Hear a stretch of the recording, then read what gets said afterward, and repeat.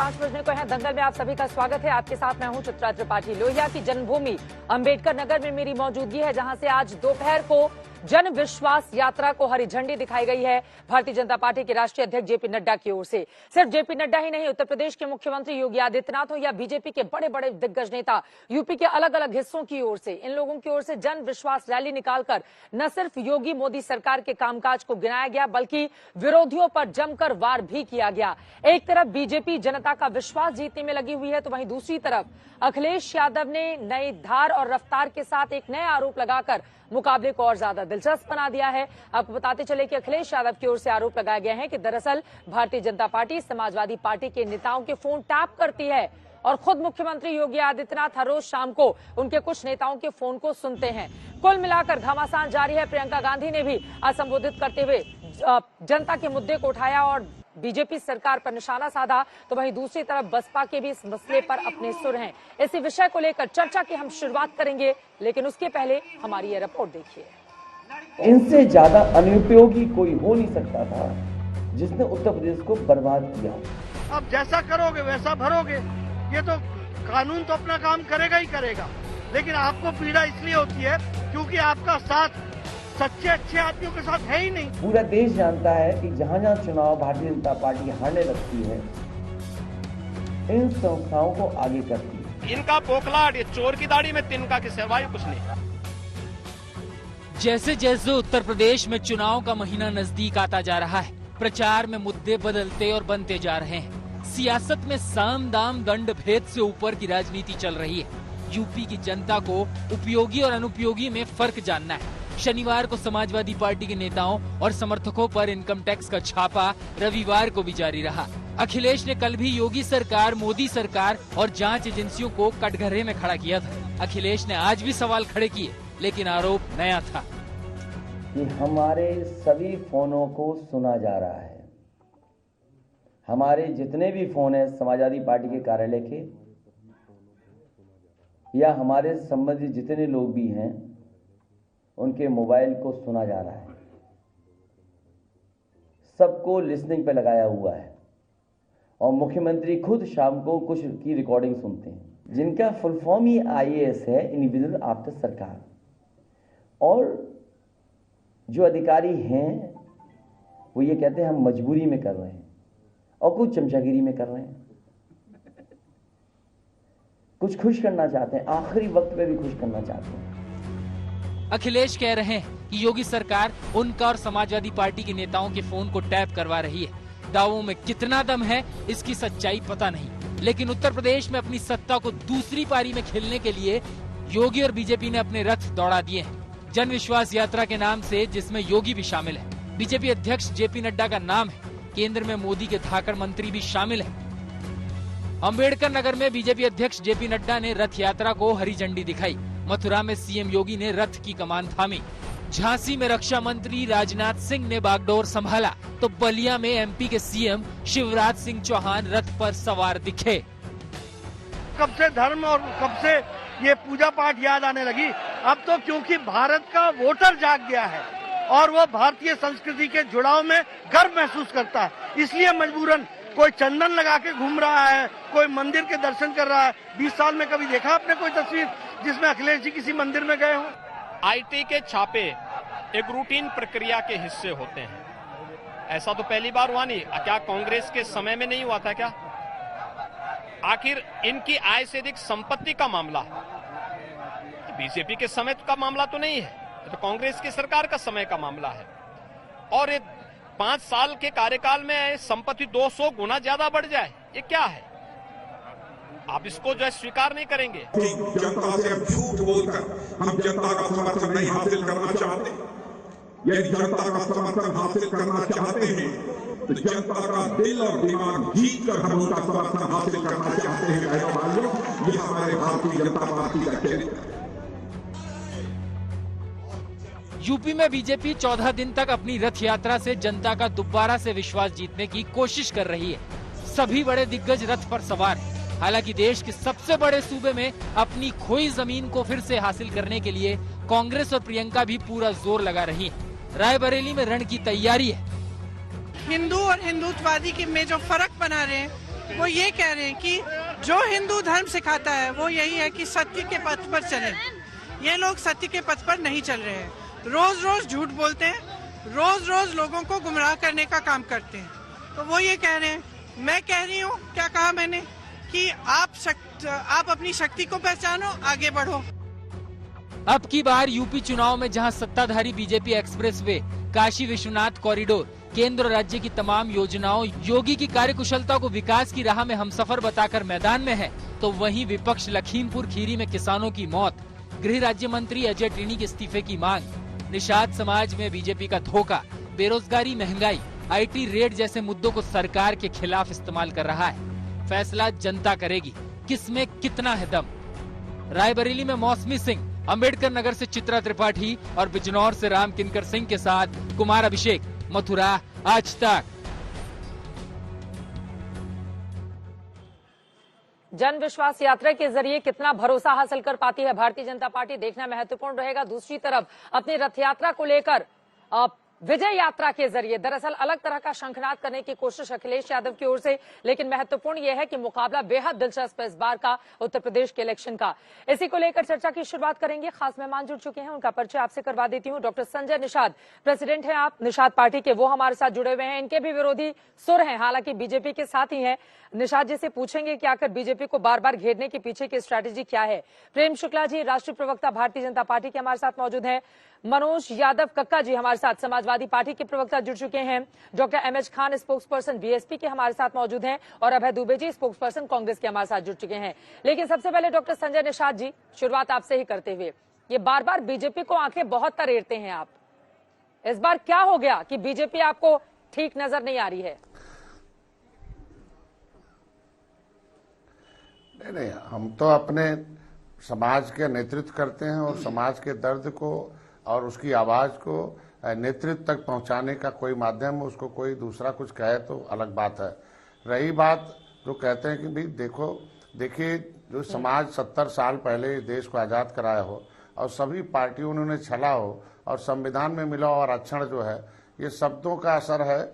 शब्द जो माननीय अमित शाह जी ने कहा कि भाई हम निषादों के मुद्दे को हल करेगी बीजेपी, तो इस बात को वो हमारा समाज ये मानना चाहता था कि आरक्षण शब्द का कुछ बोध रहते, तो उस पर कल बात हो चुकी है। उन्होंने जब बात हुई तो उन्होंने भाई जब सभी मुद्दे हैं तो मुद्दों में आरक्षण भी एक पार्ट है, एक मुद्दा है और आरक्षण पर काम हो रहा है। रात में अधिकारी बुलाए गए थे, जितना काम हुआ है जल्दी ढेर सारे काम होंगे। ये 70 साल से सबने धोखा दिया है, ढेर सारे इनकी फाइल गायब करा दिया, इनकी गिनती खत्म कर दी। इनका जो मझवार में तुरैया केवट मल्ला उनकी पर्यायवाची जातियां थी, इनको इनके सरनेम को पिछड़ी में डाल के हम देंगे देंगे देंगे, संविधान में मिला हुआ मझवार तुरैया हमारे समाज को भुलवा दिया गया। हमारे समाज की शिक्षा, स्वास्थ्य, रोजगार छीना गया, इनका बुद्धि छीन लिया गया। 70 साल से मछुआ समुदाय में किसी को IAS PCS नहीं बनने दिया गया, न तो प्रोफेसर बनने दिया गया, न तो BD और सिक्योरिटी, न तो तहसीलदार। बीजेपी केंद्र में 7 सालों से है, यहाँ पर 4.5 सालों से ऊपर हो गया। अभी तक तो आरक्षण शब्द का जिसका आप इंतजार कर रहे हैं वो शब्द तो मिला नहीं आपको। और मैंने अक्सर देखा है संजय जी, आपको अक्सर देखा है कि आरक्षण के मुद्दे पर आप निशाना साधते हैं, 2 दिन के बाद फिर ठीक हो जाते हैं बीजेपी के लिहाज से। हाँ। नहीं, मैं कहता आज भी मैं अपने आरक्षण मुद्दे पर कायम हूँ। आरक्षण देगी तो बीजेपी देगी, केंद्र और राज्य में सरकार है, उसकी जो विसंगति है वो दूर हो रहा है, उसका स्पष्टीकरण होना चाहिए। उन्होंने कहा भाई कोई जरूरी नहीं घोषणा हो, काम और उनके जो है उनके दरवाजे पर उसका मुद्दा हल हो, उनको पहुंचे, उस पर इम्प्लीमेशन हो, अलग मामला। तो आरक्षण मुद्दे पर काम हो रहा है। अखिलेश यादव जी ने कहा है कि बीजेपी ने निषादों को छलने का काम किया है। नहीं, जो माननीय मुख्यमंत्री जी, मैं उनका सम्मान करता हूं उनके शब्दों का, लेकिन ये भी तो सोचे कि उनकी 30 साल से सरकार थी, उन्होंने हमें मझवार से भटका कर केवट मल्ला ऐसा दिया कि जो कोर्ट से रुक जाए। हम कहते हैं ताल घाट नदी सब छिन गया। कभी उन्होंने इनके लिए शिक्षा, स्वास्थ्य, रोजगार, इनके भी बच्चों की पढ़ाई लिखाई के लिए कुछ किया?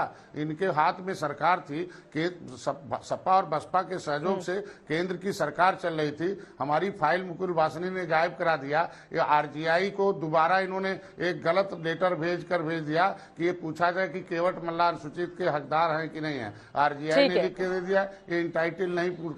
चूंकि शुरू में कुछ देर के लिए आप हमारे साथ जुड़े हुए हैं निशाद जी, मुझे पता है कि आप अपनी पार्टी के बड़े नेता हैं, आपके अलग अलग जगहों पर रैलियां और सभाएं होनी है, लेकिन मेरा एक और सवाल है।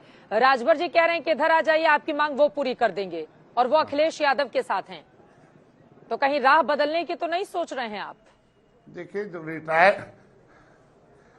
रिटायर्ड जज से कोई उम्मीद नहीं कर सकता। ये सारे लोग रिटायर्ड जज हैं। जो वर्तमान जज है उसी से मिलेगा, दिल्ली में, उत्तर प्रदेश में। अब कोई जो मूर्ख होगा वही अपने जज को छोड़कर जाएगा कि रिटायर्ड जज के बाद। इनके पास अगर जज जब थे तब तो कुछ किया नहीं, अब क्या करेंगे? हम कहते हैं 30 साल बहुत लंबा समय होता है। हमारे समाज के लोग कांग्रेस, सपा, बसपा तीनों को वोट देकर थक गए हैं। हम आज के दिन में, मेरा समाज उम्मीद लगाए बैठा है, भारतीय जनता पार्टी कर रही है। हम उसको कल रात में बुलाए गए थे। आपको लग रहा है कि बीजेपी की सरकार आरक्षण देगी जल्दी से? निषाद, ठीक है, निषाद जाति के लोगों को बीजेपी की सरकार आपको लगता है कि आरक्षण देगी? और क्या हुआ? आपने कहा कि रात में अधिकारियों के साथ बैठक हुई। सुनिए ना सर, सुनिए ना, रात में आपने कहा कि अधिकारियों की बैठक हुई इस मुद्दे पर, क्या हुआ है? खोल के बताइए ना, निषाद समाज के लोग सुन रहे हैं। बैठक मैं निश्चित रूप से मैं उन्हें बताऊंगा कि एसपी गोयल से बात हुई कि भाई आरजीआई में जो केवट मल्ला लिखा हुआ है उससे मंगाना है, और मंगाकर इन्हें पिछड़ी जात से निकालना है। जो आरजीआई के रिपोर्ट के आधार पर हम अनुसूचित जात के हकदार है। अनुसूचित जात में हम ऑलरेडी पहले से शामिल हैं। इनका मझवार और तुरैया का सर्टिफिकेट देना है, लेकिन कोर्ट रोक न दे, रुकाऊ वाला नहीं टिकाऊ वाला चाहिए। उसके लिए सारी विसंगति दूर हो रही है। उसमें भारतीय जनता पार्टी से सहमति प्राप्त हो चुकी है, और इसको माननीय अमित शाह जी ने कह रखा कि निषाद समाज के जितने भी मुद्दे हल होंगे वो बीजेपी करेगी। उन मुद्दों में आरक्षण भी है, इनके मुकदमे भी है, इनके ताल घाट नदी है, इनके रोजी रोटी का सवाल है। हाँ। और अभी कल मतलब आरजीआई के अंदर हमारा मामला है, वो जल्दी से आ रहा है। वो काम हो रहा है, लाल हो रहे थे बीजेपी के ऊपर, पेपर भी आएगा। अभी सारा मामला ठीक हो गया है? नहीं, मेरे समाज, हाँ, 2 दिन पहले आंख दिखा रहे थे, अभी सब सेटल हो गया। समाज के लोग जो 4 मैं समाज के साथ, मैं अपने समाज के साथ रहूंगा, नौजवानों के साथ रहूंगा, तो जानकारी लेने के लिए अगर हमारे लोग नाराज नहीं होते तो कैसे एसपी गोयल रात में बैठते और दिखाते फाइल कहाँ तक हुई है, क्या करते क्या नहीं हुई है। तो समाज के लोग जब सही जानकारी जान जाएंगे फिर हमारे साथ, फिर वही जो जिस रास्ते पर हैं उन्होंने मान लिया निषाद पार्टी के साथ हमें, डॉक्टर संजय के साथ हैं, और वादा भाजपा भी करना भाजपा को 2022 में सरकार भाजपा बनाना है। तो ये सारे मुद्दे उनके धीरे धीरे सारे ऑफिशियल काम हो रहे हैं, मैं अपने आंखों से देख रहा हूँ। चलिए ठीक है, आप मेरे साथ बने रहिए। प्रेम शुक्ला जी हैं, उनसे जवाब ले लेती हूँ। प्रेम शुक्ला जी, उनको उम्मीद थी कि अमित शाह जी की रैली में ऐलान हो जाएगा कि आरक्षण दिया जाता है निषादों को, लेकिन वो शब्द रह गया, बाकी सब कुछ हो गया। तो उनकी मांग पूरी करने में क्या दिक्कत आ रही है बीजेपी को?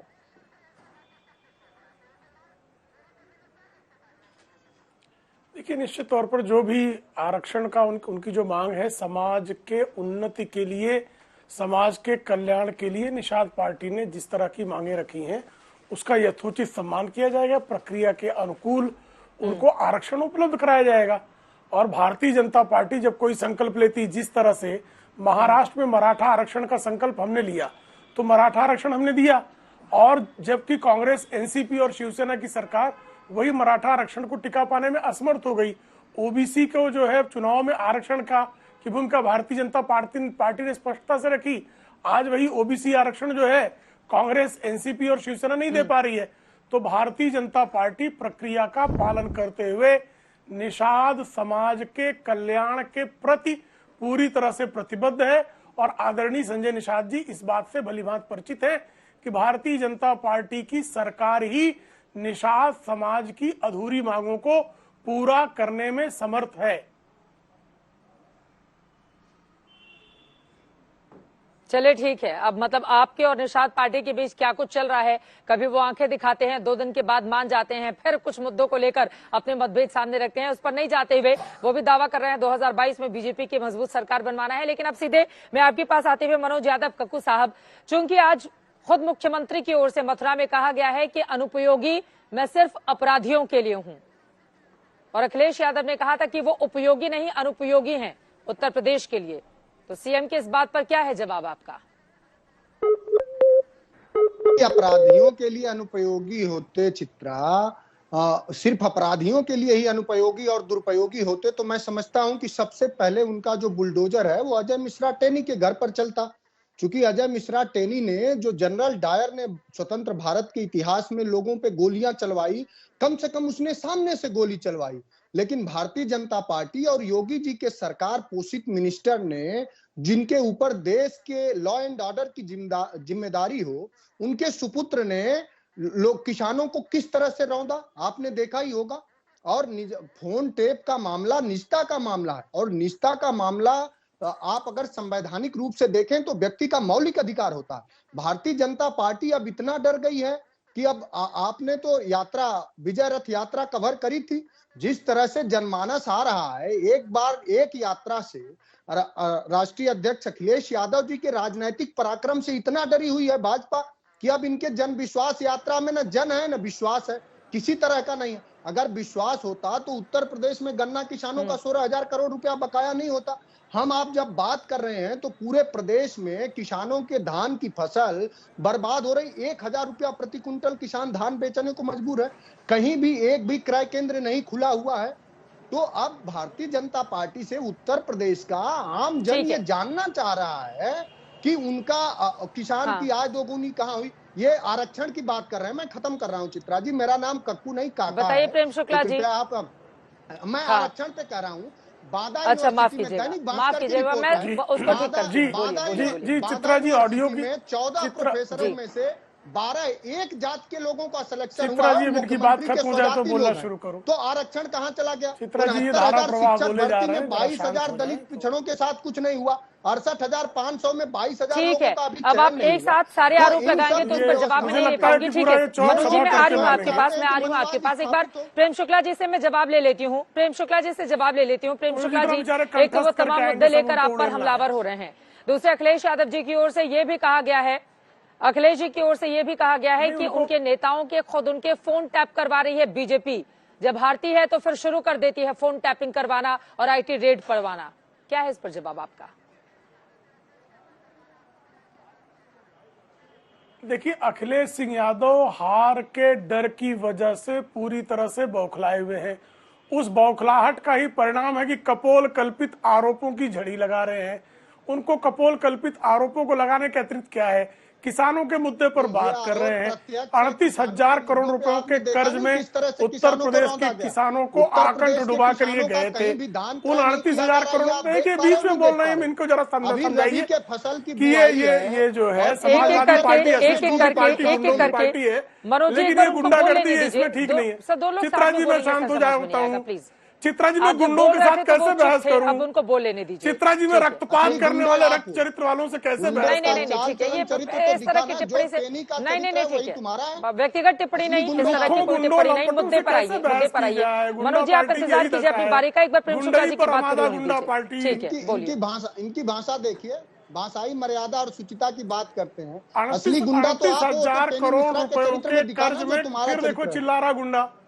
ये गुंडे को चुप कराएं, लंपटों को चुप कराएं, झूठों को चुप कराएं। जरा शांत हो जा भाई, शांत हो जाओ, आराम से, शांति। कम से कम भाषाई मर्यादा सीखो, भाषाई मर्यादा सीखो। तुम्हारा चाल चलन सर मुद्दे पर तो आते हैं ना, बिल्कुल। एक सेकंड प्रेम शुक्ला जी, हम भाषाई मर्यादा का ध्यान रखें, मुद्दे पर आइए ना, मुद्दे पर आइए। फोन टैपिंग के आरोपों पर क्या कहना है? वो कह रहे हैं कि उनके नेताओं के फोन टैप किए जा रहे हैं। कहना क्या है? भाषाई टैप कर रही है बीजेपी। गुंडा को गुंडा कहूंगा, झूठे को झूठा कहूंगा, लंपट को लंपट कहूंगा। मतलब प्लीज, अभी हम राष्ट्रीय इतने बड़े मंच पर आज तक के बैठे हैं, थोड़ा सा पूरा देश देख रहा है, पूरा देश देख रहा है। आपकी बात छोड़कर थोड़ा सा आराम से, पास कोई विकल्प नहीं है। प्लीज प्रेम शुक्ला जी, आपके पास आप जो है ऐसे प्रेम शुक्ला जी देखिए, अगर जनता का एक सेकंड सुनिए ना सर, ये धमकी देना छोड़िए ना प्रेम शुक्ला जी। हाँ तो मैंने मना किया ना, मैंने मना किया।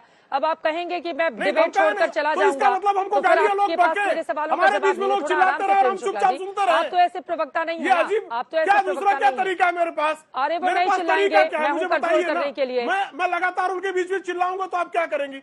मैं उनके बीच में चिल्लाऊं, आप ये कह रही है कि मैं गला फाड़ कर यहाँ पर बहस नहीं करूं, गला फाड़ूं। गला फाड़ने के लिए आपने मुझे निमंत्रित किया है? मुझे अपनी बात रखने के लिए मैंने उनकी बात को बहुत धैर्य से सुना। मेरी अपेक्षा है कि वो मेरी बात धैर्य से सुने। इसे मैं क्या गलत कर रहा हूं? मैंने जो किसानों से शुरू किया, 38,000 करोड़ फोन रुपए टैपिंग के किसानों आरोपों पर क्या बकाया कहना है आपका? अखंड कर्ज में डूबे ठीक है। किसानों का पहली ही कैबिनेट में आदरणीय योगी आदित्यनाथ जी ने 38,000 करोड़ रुपए किसानों के कर्ज को माफ कर दिया। पहली ही कैबिनेट में 1,40,000 करोड़ रुपए के गन्ना किसानों के भुगतान आदरणीय योगी आदित्यनाथ जी के कार्यकाल में हुए थे। 80,000 करोड़ रुपयों का भुगतान आदरणीय अखिलेश यादव सिंह के कार्यकाल में हुए थे। 15,000 करोड़ रुपयों का बकाया सिर्फ गन्ना किसानों का भुगतान छोड़कर गए थे, वो भुगतान जो है आदरणीय योगी आदित्यनाथ जी की सरकार में हुआ। जो है रबी की फसलों की, खरीफ की फसलों की रिकॉर्ड खरीदारी आदरणीय योगी आदित्यनाथ जी के सरकार में हुई। पीएम किसान सम्मान निधि के माध्यम से हजारों करोड़ रुपयों की राशि का सीधे भुगतान किसानों के खाते में ये आदरणीय योगी आदित्यनाथ जी की सरकार के कार्यकाल में आया। बिजली जो किसान तरसता था 2 घंटा 4 घंटा रात भर जागता था कि बिजली आ जाए तो मैं अपनी फसल को सींच लूं, आज जो है जिस तरह से 18 घंटे ग्रामीण इलाकों में, तहसील इलाकों में 20 घंटे और शहरों में 24 घंटे बिजली दी जा रही है।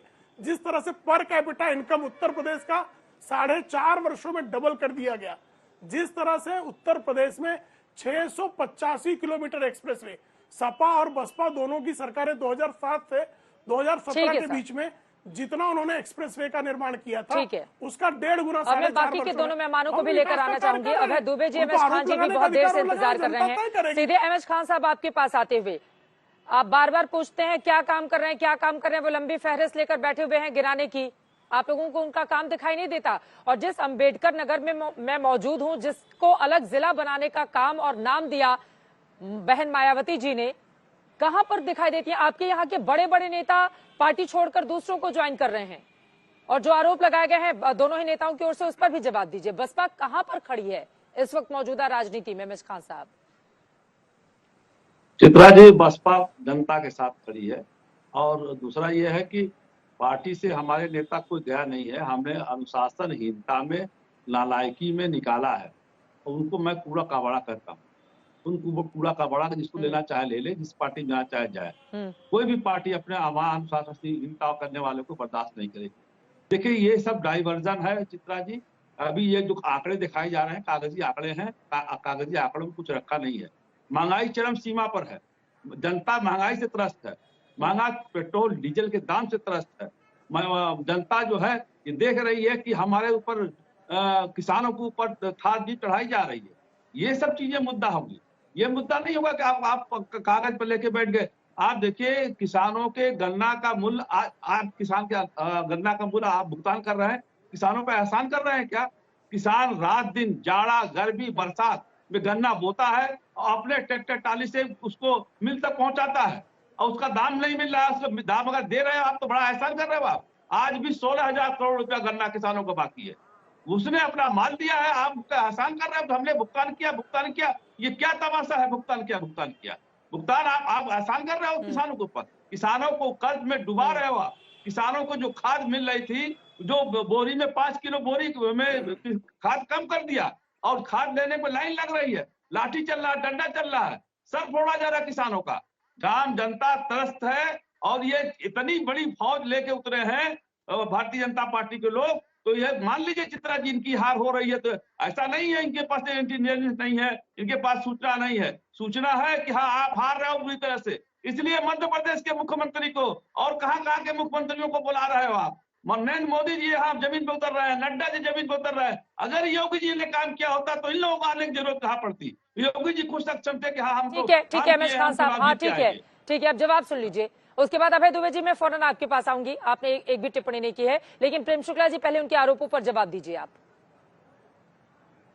प्रेम शुक्ला जी को ये अवसर थोड़ी दिया जाना चाहिए। पूरी डिबेट में 60% अवसर प्रेम शुक्ला जी को दिया, ये बिल्कुल अन्याय है। 21 चीनी मिलों को,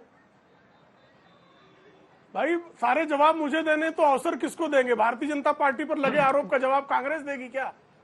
तो इसमें क्या आपत्ति है भाई जी? इतना क्या सही उत्तर देने पर कांग्रेस को क्या परेशानी है? ठीक है, मैं अपनी बात पूरी कीजिए, मैं आ रही हूँ अभय जी। जो है सवाल पर आता हूं, आप कृपा करके बताइए आदरणीय खान साहब, आदरणीय खान साहब कृपया बताइए कि कितना गन्ना किसानों का भुगतान सुश्री मायावती जी कार्यकाल में हुआ था? 21 गन्ना चीनी मिलों को अपने मित्रों को बेच दिया था।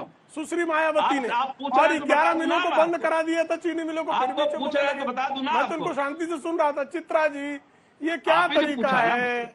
मैं तो उनको धैर्य से सुनता हूँ। मैं सत्ता अब आपने पूछा उनसे कि बताए कि बहन मायावती जी ने कितना क्या काम किया किसानों को लेकर, तो वो जवाब देने लगे। ठीक है खान साहब, आप बोलेगा, एक बार उनकी बात पूरी हो जाए, जल्दी से उनकी बात पूरी हो जाए। अभय दुबे जी बहुत देर से इंतजार कर रहे हैं, प्लीज थोड़ा सा आराम से। अब प्रेम शुक्ला जी, आपने ही पूछा ना कि बताइए मायावती जी ने क्या किया, वो बीच में जवाब देने लगे। फिलहाल आप मुद्दे पर आइए, बीजेपी ने क्या किया, जवाब आपको देना है, बताइए। मैंने तो गन्ना किसानों का बताया, अब इन्होंने क्या किया वो भी बता रहा हूं, जो दावा कर रहे हैं। 21 चीनी मिलों को सुश्री मायावती ने बेच दिया, अपने मित्रों को बेच दिया, 11 मिलें बंद करा दी श्रीमान जो है अखिलेश सिंह यादव ने, और इन मिलों को फिर से शुरू करने का काम किसने किया? आदरणीय योगी आदित्यनाथ जी ने प्रारंभ किया। गन्ने की फसल का रकबा आदरणीय योगी आदित्यनाथ जी के कार्यकाल में बढ़ गया। सिर्फ 5% गन्ना किसानों का भुगतान शेष है, 95% जो है गन्ना का भुगतान हो चुका है। यह जो है 2007 से लेकर 2021 के बीच में पहली बार हुआ है।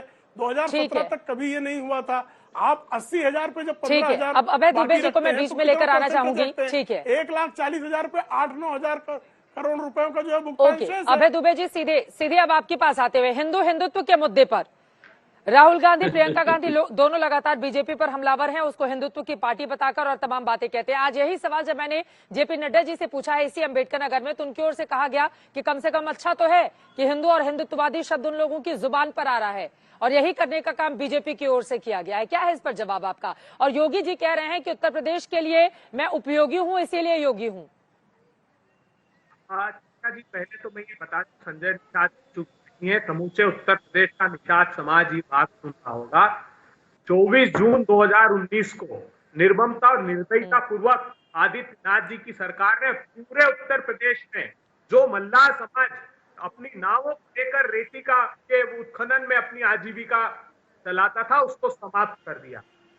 नहीं, इन लोगों ने बसवार गांव में पूरी नौकाएं तोड़ दी निषाद समाज, और आज जब वोट चाहिए तो उनकी रैलियां कर रहे हो। रैली में सिर्फ इसलिए बुलाया था कि उनको आरक्षण दिया जाएगा। 2016 से केंद्र के पास वो प्रस्ताव है। आज बताना चाहिए, इनको 7 साल हो गए, एक बार भी निषाद साहब ने नहीं पूछा कि मोदी सरकार ने वो आरक्षण नहीं दिया, लेकिन चुनाव आ गए और सत्ता की भूख मिटाने का काम कर रहे हैं। इन्होंने कहा बड़ा कि उपयोगी है अभी योगी जी। मैं बताता हूँ, मोदी जी नहीं कहा, मैं अपनी तरफ से कुछ नहीं कह रहा हूँ। जो मोदी जी ने बताया कि देश में तीसरे नंबर पर उत्तर प्रदेश आ गया है 7 सालों में, जिसकी 40% आबादी गरीबी रेखा के नीचे धकेल दी गई है। 28 जिले ऐसे हैं जहां पर 70 से 40% को गरीबी रेखा के नीचे चले गए। उत्तर प्रदेश की 44% आबादी कुपोषण का शिकार है। याद रखिएगा, मैं नहीं कह रहा, मोदी जी कह रहे हैं। बाल और किशोर मृत्यु दर में उत्तर प्रदेश देश में पहले स्थान पर आ गया। अब इनका हाल जान लीजिए, इन्होंने कहा सुशासन का कमाल कर दिया। पूरे हिंदुस्तान में 51,983 जघन्य अपराध हिंदुस्तान के सबसे ज्यादा उत्तर प्रदेश में। अपहरण 12,913 पूरे हिंदुस्तान में सबसे ज्यादा। 3,779 हत्याएं पूरे हिंदुस्तान में सबसे ज्यादा। 4,200 हत्या के प्रयास पूरे हिंदुस्तान में दूसरे नंबर पर। बिहार के बाद उत्तर प्रदेश की क्या दुर्गति कर दी। बात रही हिंदुत्व की, तो द्वापर और त्रेता युग इस बात का गवाह है। सनातन समय से आप देखिए, राम हिंदू थे तो रावण हिंदुत्ववादी था। माता सीता का हरण किस प्रकार किया, उस प्रकार भारतीय जनता पार्टी ने सीता का हरण किया। आप अगर देखेंगे तो त्रेता युग में और द्वापर युग दोनों में भगवान कृष्ण अगर हिंदू थे तो कंस हिंदुत्ववादी था। आपको अर्जुन और युधिष्ठिर अगर हिंदू थे तो दुर्योधन हिंदुत्ववादी था। तब से लेकर आज तक ये व्याख्या आपको मिल जाएगी। और जहां तक राहुल गांधी का प्रश्न है, तो राहुल गांधी विचारधारा से, संस्कृति से, धर्म से, आस्था से, धन से, संस्कारों से हिंदू है। और ये पाखंडी है जो हिंदुत्ववादी है, ये प्रपंचवादी है जो हिंदुवादी है, ये आडंबरवादी है जो हिंदुत्ववादी है, ये अराजकतावादी है। आपने बोलिए प्रेम शुक्ला जी, आडंबरवादी है जो हिंदुत्ववादी है। जो आरक्षण की बात अभी इन्होंने की, तो 127वां संविधान संशोधन था। चित्रा जी, एक क्षण का समय दीजिए। ये बड़ा झूठ बोल रहा है। केंद्र सरकार ने राज्यों का अधिकार छीन लिया था। जानती हैं आप आरक्षण का, ओबीसी रिजर्वेशन का? हमने गुहार लगाई, सभी राजनीतिक दलों ने कहा, सुप्रीम कोर्ट ने तक मामला उठाया, उसके बाद इसको संविधान का संशोधन करना पड़ा। तो ठीक है, लगातार आपके मना करने के बाद अब जरा जवाब ले लेते हैं प्रेम शुक्ला जी से, जो आरोप आपने लगाए हैं। कितना ठीक है, सभा हो जाए तो ठीक है, बताइएगा। केवल लोगों को चौक छलने सभा का पूरी काम हो जाए तो करती है बताइएगा। बीजेपी, वो आरोप लगा रहे हैं प्रेम शुक्ला जी। और निषादों को लेकर भी उन्होंने 2019 याद दिलाया है आपको। जी जवाब दीजिए इस पर। देखिए आपने जी, जैसे उन्होंने हिंदू कहा, उन्होंने हिंदू और हिंदुत्व पर जो उत्तर दिया उसका कोई औचित्य नहीं था। राहुल गांधी कहते हैं कि हिंदू और हिंदुत्व अलग है, तो जैसे राहुल गांधी पुरुष हैं लेकिन उनको पुरुषत्व नहीं है, पुरुष और पुरुषत्व अलग हो सकता है क्या? तो राहुल गांधी को व्याकरण का जो प्राथमिक कक्षा का कक्षा 7 तक जो व्याकरण पढ़ाया जाता है, मुझे देखिए फिर बीच में चिल्ला रहे हैं, मैं तो शांति सुन रहा था। राहुल गांधी पुरुष हैं लेकिन उनमें पुरुषत्व नहीं है, ऐसे हो गया ना। हिंदू को अगर हिंदुत्व नहीं है और हिंदू और हिंदुत्व अलग है तो पुरुष और पुरुषत्व भी अलग हो जाएगा। मतलब उन्हें पुरुषत्व नहीं है, पुरुषत्वहीन है वो, ये कहना चाह रहे हैं राहुल गांधी। एक ऐसा व्यक्ति है जिसको पुरुष तो है लेकिन पुरुषत्व नहीं है, और पुरुषत्व विहीनता के नाते वो नित्य जो है इस तरह की गलतियां करते हैं। आप अभय जी, मैं आपको सुन रहा था, आप इतना बौखला क्यों रहे? मैं सुन रहा हूं। राहुल गांधी के पुरुषत्व विहीन होने पर अगर वो स्वीकार रहे हैं तो आपको बौखलाने की क्या आवश्यकता है? राहुल गांधी की पुरुषत्व विहीनता पर आपको इतना बौखलाने की आवश्यकता नहीं, कोई आवश्यकता नहीं है। अब इन्होंने जो बातें की, उत्तर प्रदेश को ये कह रहे हैं कि उत्तर प्रदेश जो है, साहब कृपा करके जान लीजिए, राजस्थान की आबादी उत्तर प्रदेश की आबादी की आधी के आसपास है, और उस राजस्थान में बलात्कार में, रेप में पूरे देश में नंबर 1 है वो। उत्तर प्रदेश में बेरोजगारी दर CMIE के आंकड़ों के अनुसार 4.1% है। राजस्थान में बेरोजगारी दर 29% है। आप बड़ा सुशासन की बात करते हैं साहब। आप उत्तर प्रदेश, राजस्थान के बेरोजगार प्रियंका वड्रा की सभा में उत्तर प्रदेश में आकर उनका घेराव करते हैं, और वो जो है उसके बाद भी न्याय नहीं पाते प्रियंका वड्रा कहीं से भी। जो उत्तर प्रदेश में जिनको न्याय मिल चुका है उनको उनकी बजाय आप उनको न्याय देने के लिए तैयार नहीं होते। आपकी ये दशा होती है, और आप महंगाई रैली करते हैं राजस्थान में। उत्तर प्रदेश का डीजल का दर और राजस्थान के डीजल के दर में कम से कम 20% का अंतर है। आप पेट्रोल के दर में 20% का अंतर है, तो महंगाई राजस्थान में अधिक है, और वहीं की धरती पर जाकर तो इसको अविवेक के अतिरिक्त क्या कहा जाएगा कि उत्तर प्रदेश से अधिक महंगाई जिस राजस्थान में है, अपना राज्य आपको नहीं नजर आता है जहां पर शासन है कांग्रेस पार्टी का? महंगाई पर बात नहीं कर पाते आप, कैसे महंगाई पर बात करें? हाँ, महंगाई रैली करने के लिए आप लोग अमेठी पहुंचते हैं, राजस्थान नजर नहीं आता है जहां पर पेट्रोल की कीमतें इतनी ज्यादा हैं यूपी की तुलना में। चित्रा जी देखिए, एक बात मैं साफ कर दूं, राहुल गांधी जी पुरुषार्थ कर रहे हैं, और ये पुरुषार्थ का प्रतीक है कि जो पुरुषवादी समाज की व्यवस्था भारतीय जनता पार्टी की है, जिसमें उन्नाव में बलात्कार के आरोपी के साथ आप खड़े हो जाते हैं और 8 महीने तक बलात्कार पीड़िता की रिपोर्ट लिखते हैं, उस बलात्कार पीड़िता के पिता को पुलिस की अभिरक्षा में जेल के थाने में मरवा देते हैं, वो पुरुषवादी सोच आपकी है। हाथरस में बेटी को रात के अंधियार में हिंदू संस्कृति संस्कारों के खिलाफ पेट्रोल डालकर जला दिया जाता है, वो पुरुषवादी सोच आपकी है। राहुल गांधी पुरुषार्थ करते हैं कि उन बच्चियों की लड़ाई लड़ने जाते हैं। लखीमपुर खीरी में आपकी सोच वो पुरुषवादी है जो हिंदू समाज के किसान भाइयों को जीप के तले रोन देते हैं। राजस्थान का मुख्यमंत्री बलात्कारियों के साथ खड़े होने का दुस्साहस नहीं करता, वो साहस दिखाता है बलात्कारियों को दंड देने का। आप लोग बलात्कारियों के साथ खड़े होते हो इसलिए अलग है। ये centre for monitoring Indian economy की कल की रिपोर्ट है, आप याद रखिएगा शुक्ला जी, जिसमें मैं बताता हूं महिलाओं की बेरोजगारी की दर 86.66%, 25 से 29 वर्ष की महिलाओं की बेरोजगारी की दर 51.86%, पुरुषों की दर 51%। झूठ बोलना बंद कर दीजिए। Centre for monitoring Indian economy की आज की 45 वर्ष की भीषणतम बेरोजगारी मोदी जी ने हिंदुस्तान में परोसी है। हंगर इंडेक्स की रिपोर्ट बताती है कि 101वें स्थान पर हिंदुस्तान को भुखमरी की कगार पर इस पर जवाब देंगे प्रेम शुक्ला जी, लेकिन जल्दी से मैं मनोज यादव जी आपको लेकर आऊंगी। ठीक है सर, हो गई आपकी बात, हो गई आपकी बात। ठीक है सर, ठीक है सर, क्योंकि बहुत सारे मुद्दे होते हैं, लगातार हम बोलेंगे तो बाकी लोगों को मौका नहीं मिल पाएगा, हमारे पास समय बहुत कम है। अब सीधे मनोज यादव जी आपके पास आते हुए, देखिए अखिलेश यादव जी जिन जिन मुद्दों को लेकर योगी जी पर हमला कर रहे हैं उन पर वो काउंटर सवाल खड़े कर रहे हैं। आप लोगों की ओर से अनुपयोगी कहा गया तो उन्होंने कह दिया कि उत्तर प्रदेश के लिए मैं ही सबसे ज्यादा उपयोगी हूं और मैं अपराधियों के लिए अनुपयोगी हूं, इस वजह से वो ऐसा कर रहे हैं। आपने कहा फोन टैपिंग के मुद्दे को उठाया, उस पर भी उन्होंने जवाब दिया। आपकी ओर से रेड को लेकर सवाल पूछे गए कि रेड क्यों हो रहा है इलेक्शन के ठीक पहले, उन्होंने कहा ये तो रूटीन प्रक्रिया का हिस्सा है और जिन लोगों को दिक्कत हो रही है चोर की दाढ़ी में तिनका, ये उनके शब्द थे। क्या कहेंगे इस पर? देखिए वो कह रहे हैं समाजवादी पार्टी को इतनी ज्यादा तकलीफ क्यों हो रही है अगर रूटीन प्रक्रिया का हिस्सा है आईटी रेड या इस तरह से जो जितने लोगों से भी सवाल जवाब किए जाते हैं। देखिए चित्रा, उनके शब्द वही हैं और उनके संस्कार भी वही हैं जो अजय मिश्रा टेनी के हैं, जो उसके सुपुत्र के हैं, तो उनके शब्दों पर मत जाइए। अब बस सवाल ये है कि एक साल में जय शाह की संपत्ति 16,000 गुना बढ़ी, उस पर रेड कब होगी ये बताएंगे, उस पर रेड कब होगी। उत्तर प्रदेश में जब इनके सिर्फ किताबों से कुछ नहीं होता, तेरे फाइलों में गांव का मौसम गुलाबी है मगर ये आंकड़ा झूठे हैं और दावा किताबी है। प्रेम शंकर, अभी उत्तर प्रदेश में रबी के फसल की बुआई हो रही है और ललितपुर में आपने भी दिखाया, आज तक ने भी दिखाया कि ललितपुर में खाद के लाइन में लग के किसान की जान चली जाती है। उसका जवाब ये दे पाएंगे? उत्तर प्रदेश के गड्ढों में फंस करके 700 से ज्यादा लोगों की जान जा चुकी है, सड़कों के गड्ढों में फंस करके। उत्तर प्रदेश को सरकार के ही नीति आयोग ने कहा, वो किसी विपक्ष का नहीं है, सरकार के संस्थान ने, नीति आयोग ने कहा कि उत्तर प्रदेश का जो विकास है वो पूरे देश में सबसे खराब प्रदर्शन है उत्तर प्रदेश का विकास के पैमाना पर। इनका विकास ये है कि 45 वर्ष में सबसे ज्यादा बेरोजगारी आ गई है। इनका विकास इस तरह से है कि CMIE के आंकड़े बताते हैं कि उत्तर प्रदेश में जो बेरोजगारी का दर है वो 18.9% है। इनका अच्छे दिन इस तरह से है। विकास के आंकड़ों में यूपी कहां खड़ा था? चित्रा थोड़ा समता का भाव तो रखिए।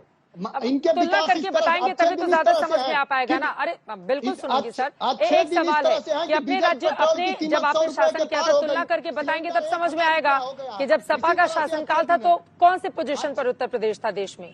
हाँ, अरे उत्तर प्रदेश को मेदांता जैसे हॉस्पिटल देने का काम और उसी गोरखपुर में 500 बेड का हॉस्पिटल देने का काम और गोरखपुर में समाजवादी पार्टी ने किया। और जैसे योगी आदित्यनाथ स्थापित होते हैं उसी गोरखपुर में, आप तो शायद वहीं की हैं, गोरखपुर में ऑक्सीजन के अभाव में नौनिहालों की जान चली जाती है। क्या यह देश भूलेगा क्या? पूरे उत्तर प्रदेश में लाशों का अंबार लग गया ऑक्सीजन और स्वास्थ्य सेवाओं के अभाव में। बनारस में छन्नू लाल मिश्रा जी को कौन नहीं जानता दुनिया में, वो अपने विधा के ठुमरी के सबसे बड़े सम्राट हैं। उनकी बेटी को, अपने मरे हुई बेटी का लाश का मुंह देखने के लिए मोदी जी के संसदीय क्षेत्र में 25,000 रुपए घूस देने पड़े। तो जो अराजकता है, जो माहौल है, वो पूरा देश और दुनिया देख रहा है। अब उत्तर प्रदेश के लोग योगी के सरकार और से मुक्ति चाहते हैं और समाजवादी पार्टी के नेता में आदरणीय अखिलेश यादव के साथ जो दिन में 1 लाख भीड़ रहती है, रात में 5 लाख हो जाती है, आपने देखा ही है। तो अब लोगों का विश्वास है कि अब अगर उत्तर प्रदेश का सशक्तिकरण कहीं सुनिश्चित किया जा सकता है तो माननीय अखिलेश यादव जी के नेतृत्व में किया जा सकता है। अब उसी से पूरी भारतीय जनता पार्टी बौखलाई हुई है, दिल्ली से लेकर नागपुर तक। अब आप चाहे जितनी रेट डलवा लो, हमारे पे डलवा लो, कार्यकर्ताओं पे डलवा लो, उससे समाजवादी लोग डरने वाले थोड़ी है। आप चाहे जितनी रेट डलवा लीजिए, ठीक है, आप सुन लीजिए, जवाब सुन लीजिए। ठीक है मनु जी, हो गया आपके बाद, जवाब सुन लीजिए। प्रेम शुक्ला जी जवाब दीजिए आप। वो कह रहे हैं चाहे जितनी भी रेट डलवा लीजिए सरकार उन्हीं की आने वाली है। देखिए, हाँ बोलिए। पहला मुद्दा उन्होंने बेरोजगारी का उठाया। CMIE के आंकड़ों के अनुसार अखिलेश सिंह यादव के शासन आप झूठ बोल रहे हो, 2016 में उत्तर प्रदेश में बेरोजगारी दर 17.8% थी। CMIE का आंकड़ा है, कृपया देखिए। चित्रा जी बीच बोल रहे हैं, मैं कितना संयम से एक बार उनकी बात हो जाए सर, दोनों लोग बोलेंगे समझ नहीं आएगा। जब आप बोल रहे थे वो शांति से सुन रहे थे। मनोज जी प्लीज, मनोज यादव जी प्लीज, आप जब बोल रहे थे तो वो शांति से सुन रहे थे, अब उनको बोलने का मौका दे दीजिए प्लीज सर। गुजारिश है ना, ठीक है। आपने बहुत सारे आरोप लगाए, अब उन आरोपों पर जवाब सुनिए, फिर आप आरोप लगाइएगा प्लीज। ठीक है, अगर दिल्ली में ठीक है, मैं जवाब ले लेती हूँ। ठीक है सर। 2018 के नौजवान 2 महीने से अपने नियुक्ति को लेकर धरने पर पहला उत्तर बेरोजगारी दर। अगर आप दमनात्मक कार्रवाई करेंगे, लाठियां चलाना चाहेंगे, गोली बोलने का अवसर मिलेगा। ठीक है, अब दोनों लोग साथ में बोलेंगे तो समझ में कहाँ आएगा। मनोज यादव जी प्लीज, अब मैं आखिरी बार आपसे गुजारिश कर रही हूँ, प्लीज उनको बोलने का मौका दीजिए। ठीक है, और जो लोग संघर्ष कर रहे हैं सड़क पर, जरा उनके बीच जाकर विपक्ष को भी उतनी पुरजोर तरीके से उन अभ्यर्थियों की आवाज उठानी चाहिए ना। पिछले 4.5 सालों में तो बहुत सारे मुद्दे सामने आए जिसमें मीडिया को ढूंढना पड़ा था, ये भी सच्चाई है सर। तो ठीक है, जरा उनको भी बोलने का मौका दीजिए, उसके बाद आप बोलिएगा प्लीज। आराम से एक एक करके अपनी बात सब लोग रखिएगा। प्रेम शुक्ला जी बार बार वो तमाम मुद्दे उठा रहे हैं जिस पर आपका जवाब वो चाहते हैं, और प्लीज टू द पॉइंट रहेंगे। हम व्यक्तिगत टिप्पणी एक दूसरे पर नहीं किया जाएगा। निश्चित मुझे जवाब देना ही चाहिए, मेरा दायित्व है। मैं एक भी बार पॉइंट से अलग नहीं हटता, एक भी बार मैं पॉइंट से अलग हटाऊं तो आप टोक दीजिएगा। इन्होंने बेरोजगारी का मुद्दा उठाया। बेरोजगारी दर CMIE के आंकड़ों के अनुसार 2016 में श्रीमान अखिलेश सिंह यादव के कार्यकाल में 17.8% थी, जो आदरणीय योगी आदित्यनाथ जी के कार्यकाल में 4.1% पर है। ईज ऑफ डूइंग बिजनेस में उत्तर प्रदेश श्रीमान अखिलेश सिंह यादव के कार्यकाल में 12वें स्थान पर था। आज ईज ऑफ डूइंग बिजनेस में उत्तर प्रदेश दूसरे स्थान पर है। Per capita income Uttar Pradesh में सबकी प्रति व्यक्ति आय दोगुनी आदरणीय अखिलेश सिंह यादव के कार्यकाल के तुलना में आदरणीय योगी आदित्यनाथ जी के कार्यकाल में हुई है। GDP 2 गुनी हुई है। खरीफ की फसलें कई गुना अधिक खरीदी गई हैं। रबी की फसलें कई गुना अधिक खरीदी गई हैं। गन्ने का भुगतान 70% अधिक किया गया है अखिलेश सिंह यादव जी के कार्यकाल की तुलना में। बलात्कार के मामले में गायत्री प्रजापति जैसे बलात्कार अगर आपने किया है तो फिर धर्म का तड़का भी क्यों लगा देते हैं बीच बीच में आके? काम गिनवाइए ना। फाइल करना पड़ा आतंकवाद के मुद्दे पर, तो काम गिनवा रहे ना, काम भी गिनवा रहे हैं। लेकिन कोई सवाल उठाएगा कोई काशी विश्वनाथ के कॉरिडोर पर सवाल उठाएगा तो उसका भी उत्तर देंगे। कोई राम मंदिर पर सवाल उठाएगा उसका भी उत्तर देंगे। कोई मथुरा पर सवाल उठाएगा उसका भी उत्तर देंगे। हम काम भी बताएंगे चित्रा जी। और कोई अगर हिंदुत्व को कलंकित करने का दुष्कर्म करता होगा तो उसके विरुद्ध भी हम शंखनाद करेंगे। ये हमारा अधिकार है, हम उस संवैधानिक अधिकार का प्रयोग करेंगे इस लोकतांत्रिक प्रक्रिया में।